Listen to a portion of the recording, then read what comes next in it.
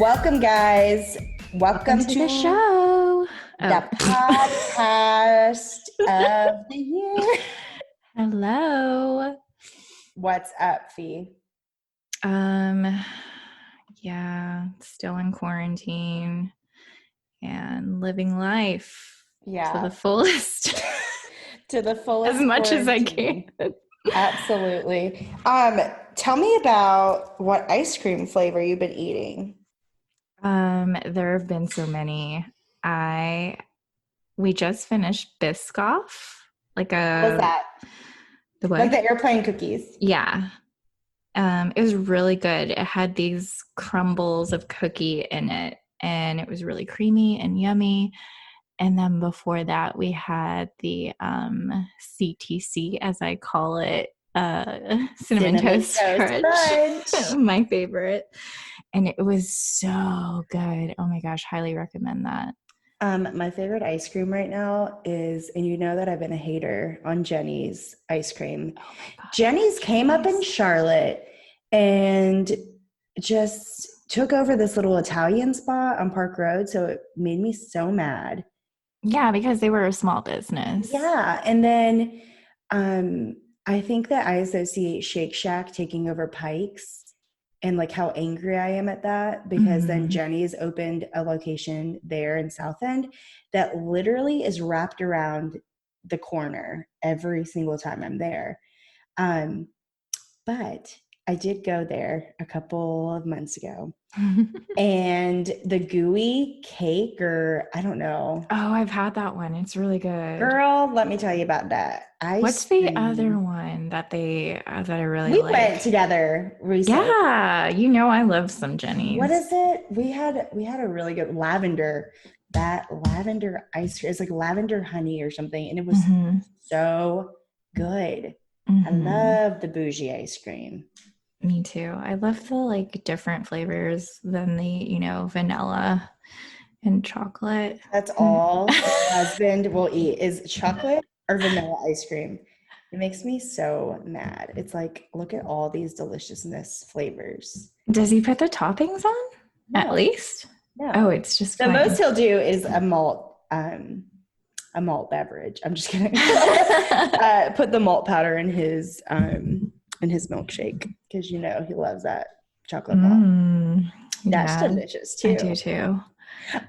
But yeah, anyway, I don't know what got me on the ice cream. I want to talk to you about what's going on. You told me a couple things that you stumbled upon on the internet that cracked you up. So tell me about that. Oh my gosh, yes. So I stumbled upon a random preacher. His name is Kenneth Copeland. Oh gosh. And his net worth is $300 million. I know. I just couldn't believe. Anyways, he's been all over the internet because he had this really crazy sermon about blowing COVID-19 away with wind, with the god of wind. It is like the most ridiculous thing I've ever seen. I see here on the agenda that he reportedly bought a private jet plane from Tyler Perry. Yeah. So it wouldn't be exposed to the virus. $300 million. Yeah. Okay, so what did he say about blowing the wind? What? I don't know. This man is just so scary looking. He looks like the devil in a way, like a little demon. I think I clicked on the link that you sent me last night, and his eyeballs were something. Eyes are so scary. Y'all, YouTube Kenneth Copeland spits at the virus. And look at this man's eyeballs. Oh my gosh. Okay, so I have a little snippet that we can play. Okay. I don't know if it'll pick it up, but did you watch the one that we send you? Yes. What is it called? What's his name? Oh, I forgot. I have to look at it again. Oh yeah. That's like a designer, a London designer. What's that crazy Ted Baker designer? No, I can't remember the name of the man you sent me. You sent me. That man, he's nuts. Maybe we'll talk about it on Instagram. We'll post a link to it, because these preacher men, They really scare me. They do. And they're like so loaded. It's ridiculous. And then they just say the these most ridiculous things, stuff. and people are just like, and they just get away with it. Okay, so here it is. COVID-19. COVID-19. I'm blue. The wind of God. On you. On you. You are destroyed forever. You are destroyed forever. And you'll never be back. I'm terrified. But you know how he's like flowing and he's just practically spitting everywhere. He could be contaminating everyone in that audience. He just blew the wind of COVID-19 on his congregation. Oh my gosh. It's what actually so happened. ridiculous. Yeah. And also, I was crying the first time you told I me heard it. that his sermon was sampled into a trap song and a metal song. Nice. I'll have to check. We just know, like, the internet does these crazy things every time, and they just have to take it that far. But every single time, anytime there's like a little, like someone messes up on the news, like, you know, the internet's going to exploit it for all that it's worth and make 1,000 songs about it, make catchy little videos. I love that, actually. I love that about our culture. Good job, millennials. I love that you guys did that because it's so fun. I mean, it's entertainment at this point. Anything during quarantine. I know, right? Anything that will make us laugh through this hell. This isn't fun anymore. This isn't funny anymore. I know. Let me talk to you about what happened to us this week, y'all. Me and Fee were so excited about two girls in a ghoul. And there's another podcast out there that's just too close to ours. And now we are 2 weeks into our podcast and we have to change our name. So it's actually really cute too. Fee, do you want to tell them what it is?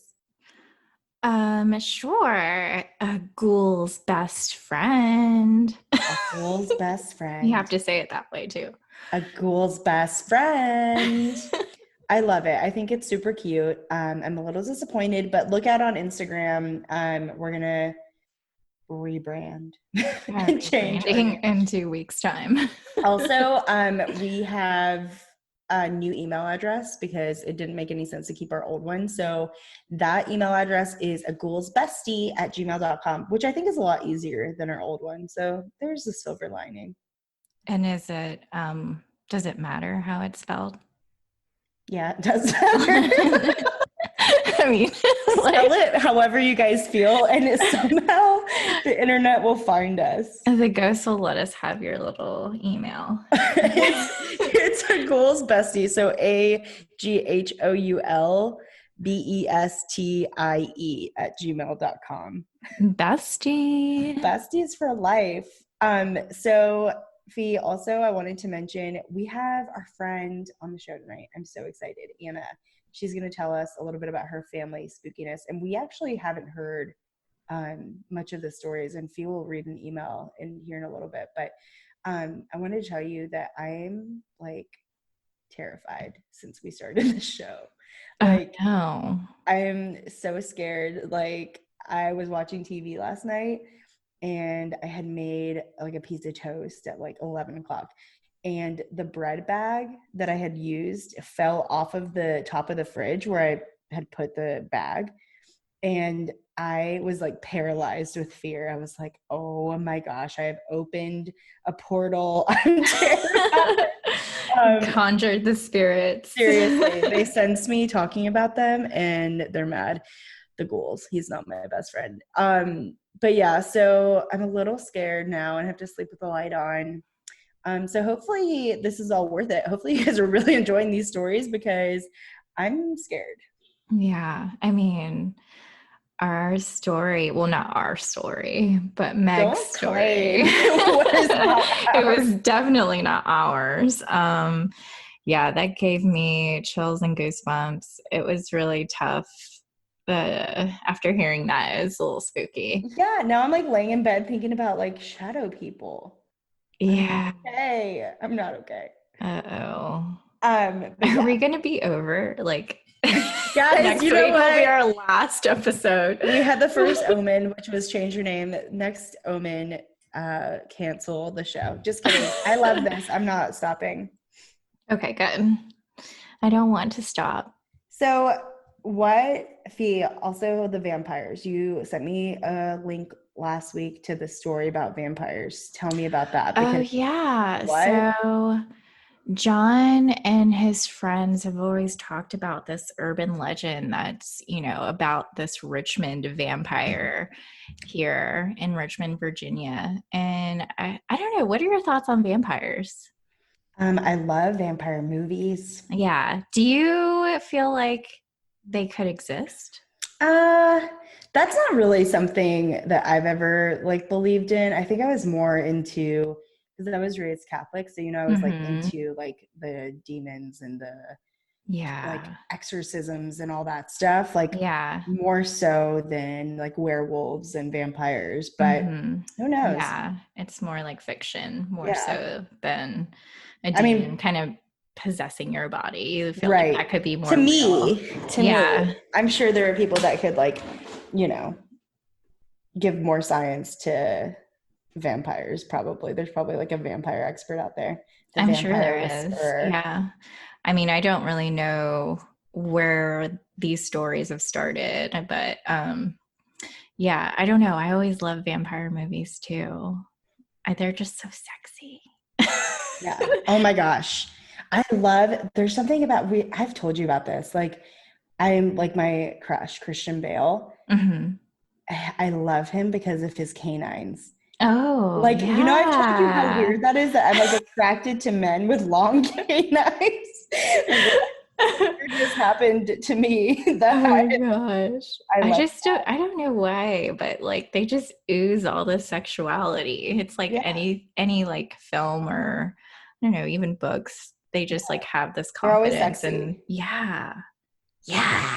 How sexy is the Richmond vampire? I don't think he's sexy at all. So what, does he just live something about a cave, right? Okay, so there are different variations of this urban legend. So the Richmond vampire is an urban legend from Richmond, Virginia. Local residents claim that the mausoleum of W. Poole in Hollywood Cemetery holds the remains of a vampire.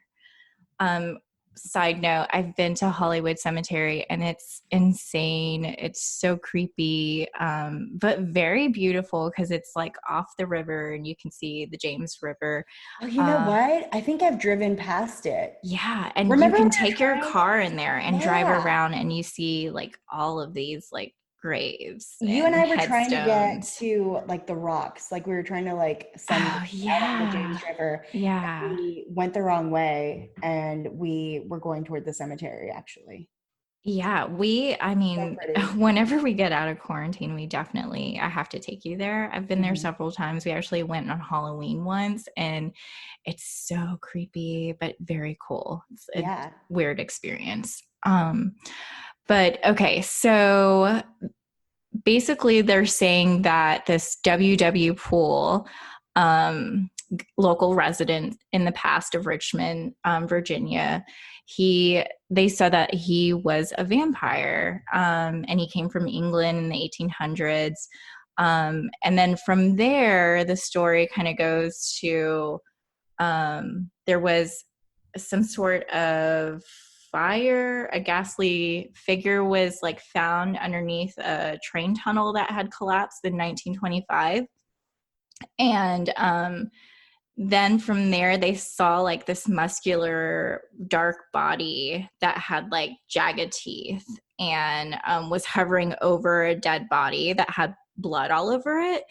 Oh my gosh. Yeah. And then apparently that kind of muscular person with the jagged teeth had run as soon as they were spotted, had run away to this mausoleum, this one that's located in the Hollywood Cemetery. So there's some weird facts around it. They were saying that that person that was hovered over was badly injured, and that's why the blood was there, and that's why their teeth were messed up, and they were just very like in shock that they ran away. And so they said it was like an actual person that was injured instead of like a vampire. So there's so many different stories around it from there. And that's really creepy. Yeah. And apparently it's like a huge thing with all the locals, like especially people in like, you know, the Virginia Commonwealth University students. They would talk about it like in the 1970s. Like, yeah, it was just like a really haunted area in Churchill, which Churchill, like, I feel is super hip and cool here. Like, and we kind of lived near there like about a year ago, and I never felt any presence of like spookiness or you know, a vampire being there, but definitely at the Hollywood Cemetery for sure. Well, I feel like we need to go there, and I feel like we need to explore this story more because yeah, I've just never really given vampires a chance. Give them a chance. We give ghosts and ghouls and demons a chance. I feel like vampires deserve their spot in the sun. So I definitely, next time I'm in Richmond, we should look into this a little further and do an episode. Maybe we could even do an Instagram live while we're there. Yeah. That'd be fun. That would be cool. So it's Mother's Day next Sunday too. You're a new mom to a puppy. I'm a dog mom. Levi. He's Levi, so cute. my baby. Oh He's my gosh, I love him so much. I would like, I don't know. It's like crazy. I've never had a pet before. Which is wild to me. Like, how, Fee? Well, my mother said she was allergic, so I like never was able to have a pet, and I always thought she was lying. But I think she was really telling the truth because I'm allergic. Yeah, I was like, pretty sure she's telling the truth since you can't even pet my dog without breaking out in hives. Yeah. Luna literally lets my dog, Luna, lick her face, lick her hand, knowing full well that she's going to break out. And this girl just like lets her do whatever. But I'm so glad you have a baby of your own now. And it's actually so funny because I never thought that I would love anyone as much as I love my dog, Luna. Mm-hmm. She's my little golden retriever baby. But then I had an actual child, and lo and behold, I love him. I love him just a little more, but it's our first Mother's Day. Oh my gosh. Yeah, this is a big one for you, man. I'm excited. I get to choose between being in the living room, going to the backyard. We could even take a walk. I mean, things might get wild for Mother's Day. Are they opening things there in North Carolina? Are they? Yeah, they're opening. Just the mall? So no restaurants? No. I think that restaurants are like considered phase 2, but like, y'all don't go to the mall.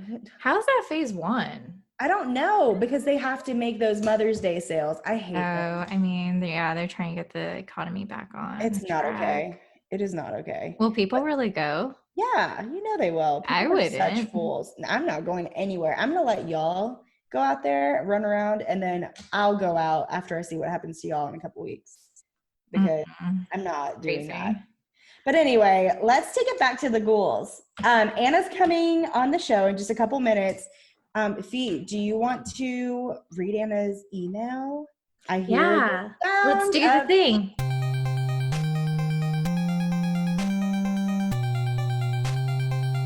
Email time. All right, so here's the email. Are you ready? Ready.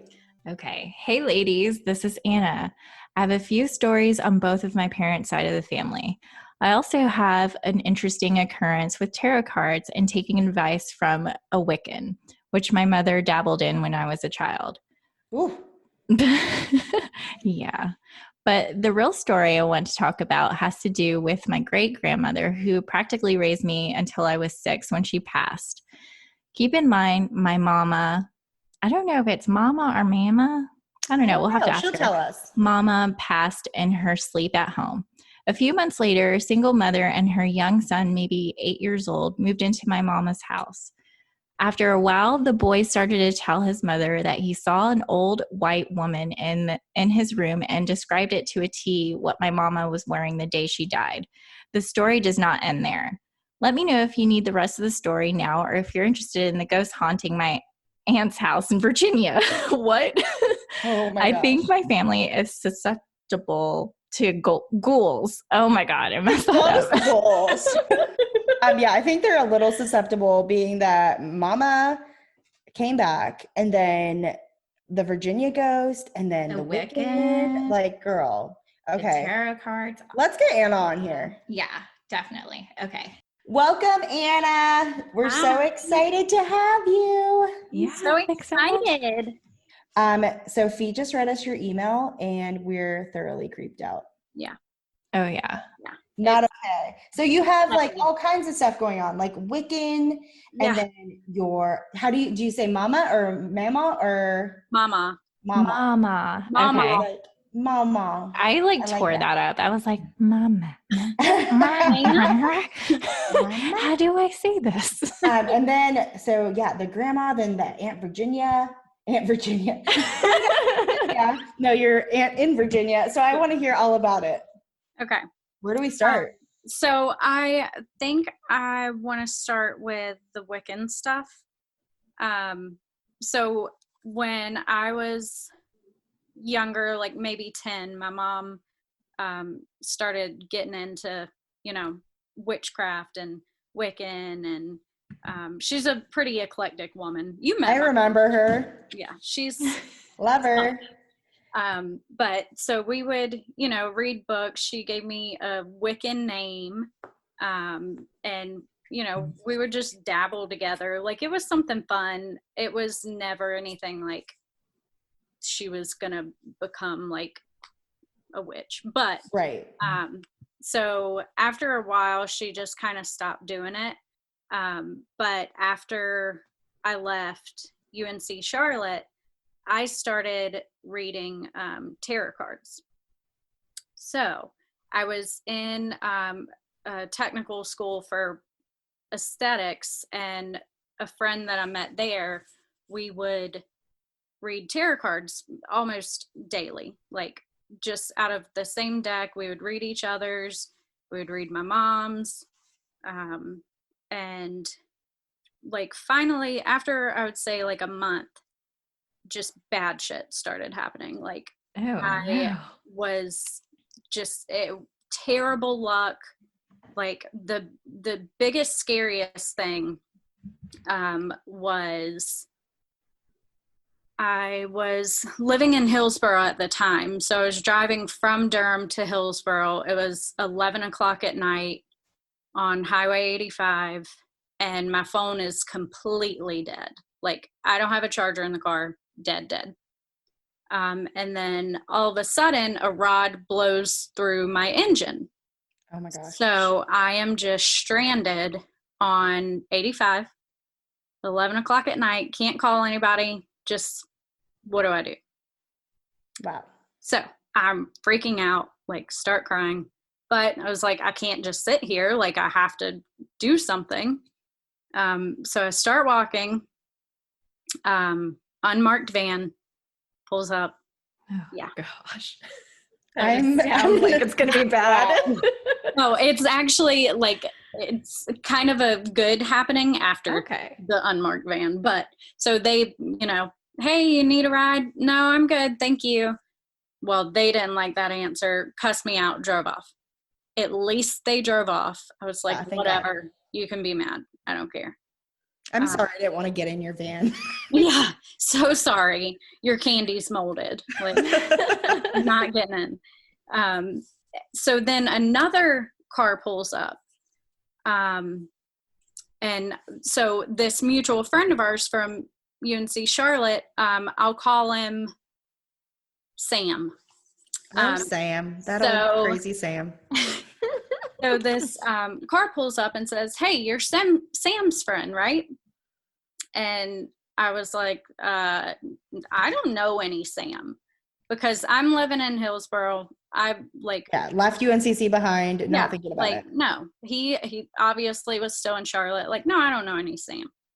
He was like, yeah, we just met like last week. And I like stop and look at him, and like my mouth falls to the ground, because Sam had actually come down to Durham the previous week to hang out with this guy who was friends with him like through cars. And this guy's girlfriend is someone I went to high school with. So when Sam told me he was in Durham and told me his whereabouts, I was like, oh my God, I know who she is. So I went and hung out with him. Yeah. Got to meet her boyfriend. But I was, it's not like I would ever think I would see him again. Right. Because we had that one mutual friend in Charlotte. Right.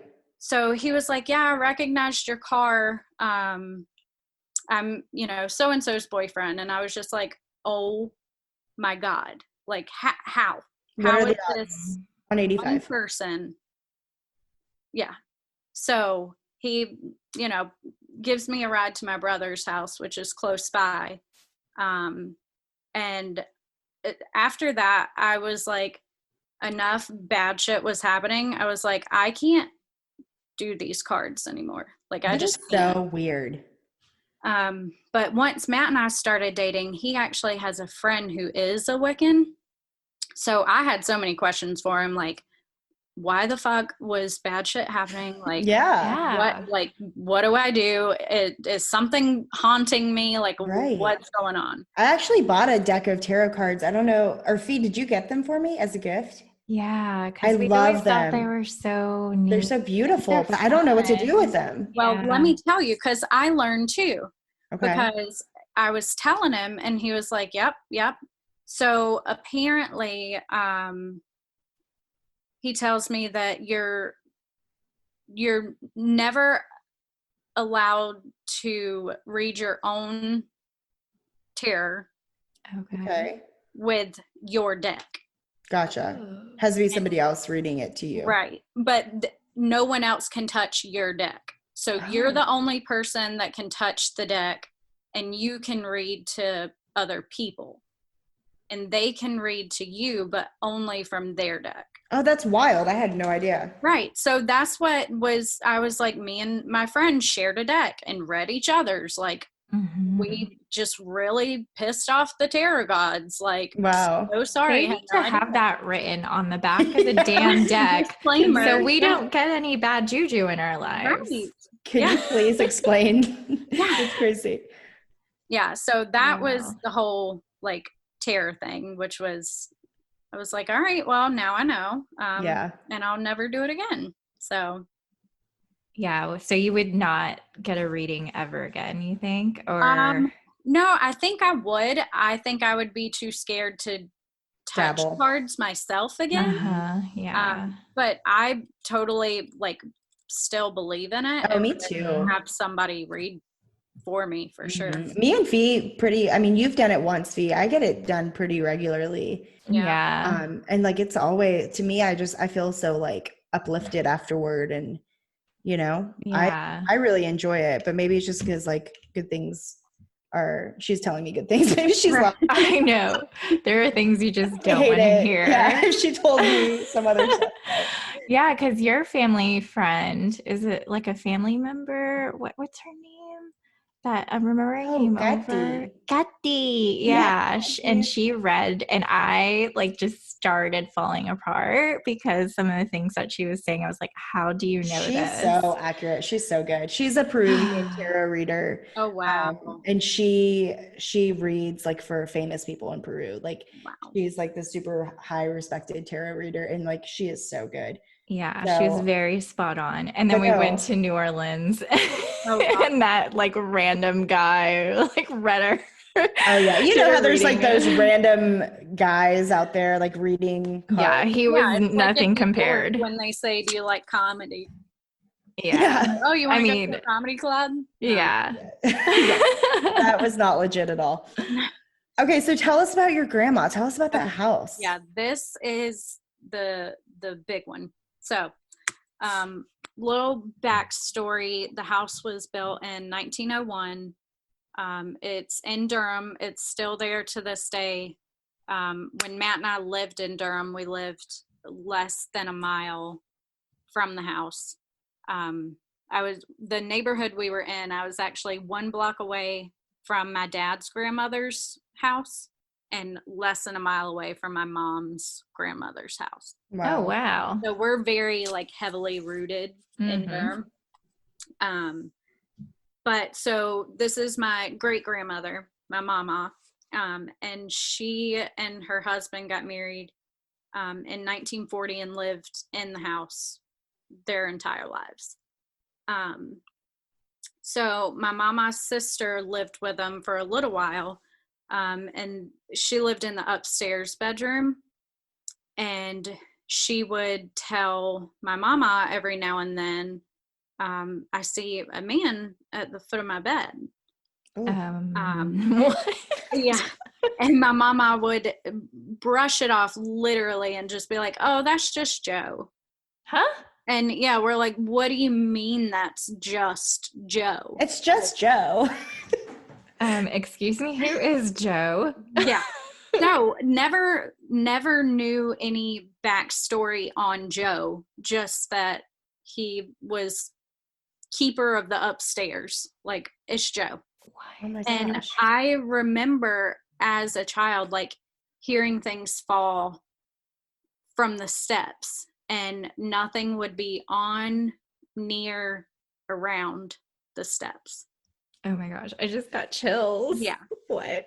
So we would say, oh, it's just Joe. Like, I guess, so like became like a family thing. Like, it's just Joe. He's a part of the family Joe. now. So if you just be nice to him, nothing bad happens. It's fine. Oh my God. That's just old Uncle Joe. Just throwing stuff on the stairs again. Not okay. My great grandmother passed when I was about 6. And she pretty much raised me up until then. And after she passed, a few months later, we sold the house. And then a few months after that, a single mother and her son moved in.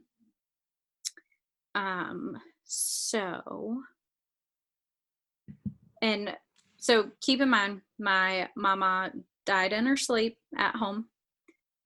So the mother's bedroom was downstairs in my mama's old bedroom, and her son, who was about 8, was in the upstairs room.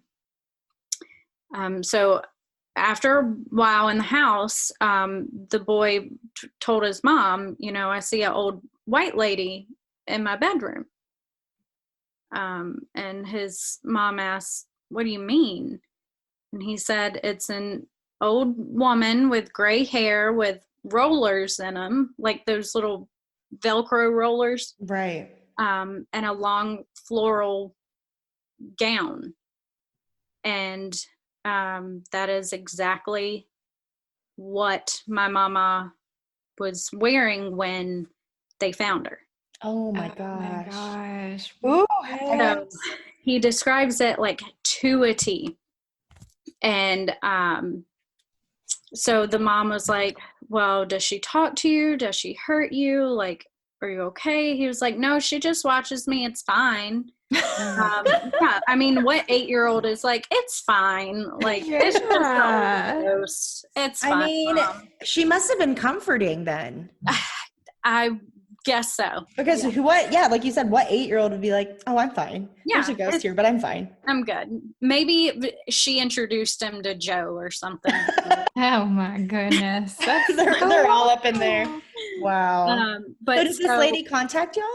So listen, this is the crazy part. So a few weeks later, the mom's boyfriend comes over, and he was, abusive, and they were in her bedroom, and, he was beating up on her and raised his hand to like hit her, and just stopped in midair, looked over his shoulder, and just left the house. So the mother's sitting on her bed, like sobbing, and she feels someone hug her, and she looks up and sees exactly who her son was describing. Oh my gosh. Wow. So she goes to work the next day, and is telling a coworker about this. And the coworker is, you know, kind of like, where do you live? And she told her the address, and her coworker just started crying, like bawling. She was like, that's my best friend's mother in that house. So it was actually my Nana's best friend that she was telling the story to. So it was like this, like, I get chills still thinking about it, that's the one person she decides to tell this story to. And that's how it got back to us. So crazy. And that was when we heard it, you know, it was like all of us were just beside ourselves. Like, but it's kind of, you know, you always think like, is there unfinished business? Like, why is she still here? Is everything okay? So it was kind of like bittersweet. Like, yeah. And this sounds like I'm trying to be funny. I'm not trying to be funny. What if she was trying to help Joe cross over? So my grandma always said that Joe followed her. So after Mama passed, Joe left that house and went to my Nana's. Oh. So we think that maybe Mama's a new Joe. Oh. Gotcha. Wow. That is really... There's like a keeper of that house. I love the full circle of it though. Like, and that does sound really uplifting. Like, it's like your mama was, I'm not saying it right. She was being like a protector there. Like she was serving as Joe maybe. Right. Yeah. And just the fact that like that man was going to hit her, stopped, like, what did he see? And left the room. Oof. And just was gone. Yeah. So that I still can't get over it. Like I have chills. I know. Same. Okay. So like, I don't know how you can top that story, but you say your aunt in Virginia was haunted too. Yeah. So their house, I didn't see too much of it, but I did see some of it. So her and her daughter had a couple encounters. And you know, they like to party when we were younger. And if the music was too loud at times, sometimes it would happen, sometimes it wouldn't. But the music would turn down like super low or just turn off. And you couldn't change it. Like you couldn't get it back up, couldn't turn it back on. Or vice versa. Like if they were listening to it too low, it would turn up. Crank up. What? That's hilarious. I'm telling you, the first time that would happen to me, I would be like, nope, never turning that thing on again. Gosh. I would, that stereo would be gone. Mm-hmm. Yeah, for sure. And then they've had times where my aunt and her daughter both felt someone like slap their ass when no one else was home. So he was a frisky little ghost. And like their kitchen cabinets would open on their own from time to time. Like just very, very creepy stuff. Would they witness the cabinets open? Okay. Yes. Wow. Oh my gosh. Do they still live there? No. Oh, okay. Thank goodness. So have you personally, Anna, had any experiences? I have. I think, again, with my mama, I was living in Hillsboro, and I was doing something she may not have approved of in my bedroom. I was still just on the bed, and I literally felt the bed get like shoved. Yeah. So I like sit straight up and like look at the foot of the bed. Nothing's there. I like get up, look around under, nothing. So I like get back in the bed, and you know, once you feel something, your senses are like heightened to it. Mm-hmm. Yeah. So I felt another like the tiniest, like if I wasn't already waiting for it to happen, I would have missed it. Like tiny little like shove of the bed. So scary. Yeah. Woo. So are we going to be able to sleep tonight after this conversation? No, I'm going to sleep with the light on. You already know. So what's your take on the paranormal? Like, what are your beliefs? I totally believe. Yeah. I mean, Yeah. I feel like I can't not believe after all that stuff. Yeah. Yeah. So what's your explanation? Like, some people, I don't know if you're religious or not, but some people are like, it's purgatory, or it's like, you know, another dimension, or it's like trapped souls that have unfinished business, like you said. Like, what do you think? I don't know, because I don't think of it as like a religious thing per se, because my mama was super Christian. I mean, not that that's like the only people who think, you know, of afterlives, but right. I don't know. I feel like if they still feel like they have a purpose here, that it's more about, them personally, I guess, maybe unfinished business, right, type stuff, right. And I think I kind of agree. It's like, what if you're not, like, what if there is an afterlife, say, and you're given the choice of, you can stay here and watch over your family for a little longer, or you can come with me now and forget them. And it's like, oh gosh, how do you choose? Right. You know, so what if you're not ready? Yeah. Well, and too, like, she passed in her sleep. So also it's like, she didn't really have any underlying health issues. Right. So it was like, I was just taking a nap. Like, what the hell? Like, yeah, like, don't take me out of here. Do tomorrow. This is my house. Yeah. So that's hilarious. So what was it like with the whole Wiccan thing? Like, were you scared, or did you like it? I was really young, so I didn't think too much into it as scary. So I loved it. Like, you know, we made like potions, like with herbs, cute, like crystals, and it was like a bonding experience. Yeah, like it was a lot of fun. My mom had her own Wiccan name. She gave me a name. What's your? Well, see, again, that's Matt's Wiccan friend said you're never allowed to tell anyone your Wiccan name. What? Yep. Why? Only the person who gave it to you can know it. Okay. So, I don't want another round of. No, we won't. We won't. Silence, please. We won't pressure you. Don't worry. But it's just shocking. Like, what? Yeah. That's so weird to me. Yeah. Huh. Anna, your stories are crazy.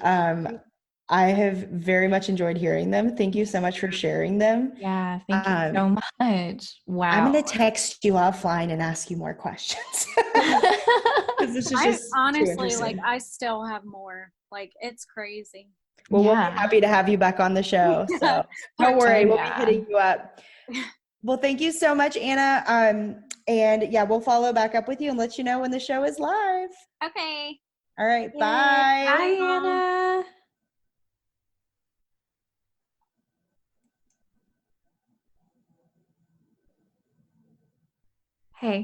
Hey, I'm scared. I'm so scared. Like, the hair on my freaking neck, it was like just like up. Standing up, and then chills down the back. Girl. About her mama. Mama. I don't know why we can't say it, but why can't we say that? Mama. I don't know. Anna has such like a pretty Southern drawl, and I'm like, mama. Like, I'm making it sound so ugly. I know. We are doing too much with it. Anyway, mama. Stories were so good. Yeah. I'm so happy that she shared it with us. And all you listeners out there, hope you are enjoying her stories. Anna, wow. I can't believe. I mean, I do believe.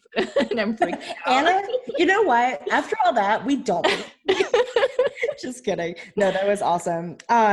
So, Fee, I think we're out of time. I don't want to, like, Do you want to end it? Do you want to do, like, a little ending thing? Yeah, let me give y'all a little ending. So this is it, y'all.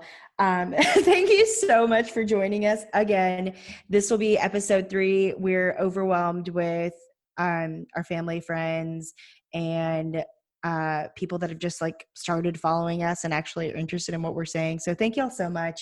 I hope you enjoy this episode, and we'll be back next week with more. Yeah. Bye, guys. Here for the booze.